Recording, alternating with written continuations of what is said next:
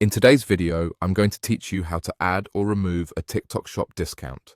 We'll walk through creating a product discount promotion from start to finish, and then I'll show you exactly how to turn it off when you're done. Follow along, and you'll have your promotion live in just a couple of minutes. Start by opening your TikTok Shop account and heading to the marketing area. This is the section where you manage all your campaigns and pricing incentives. Inside marketing, select promotions. This is your central hub for setting up and monitoring discounts. Under the Create Promotion section, choose Product Discount, then select Create.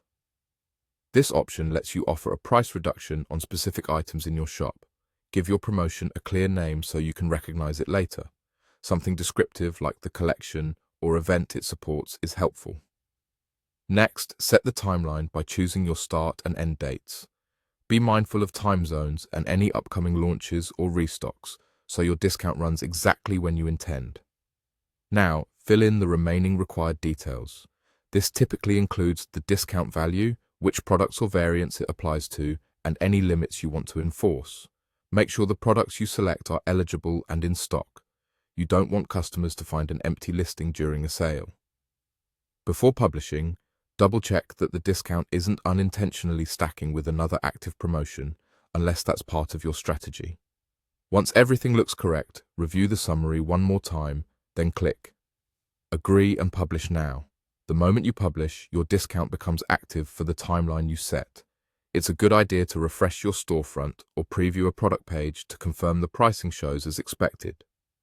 When it's time to remove the discount, go back to the Promotions area and click Manage Promotions. Here you'll see a list of all your active and scheduled promotions along with their status.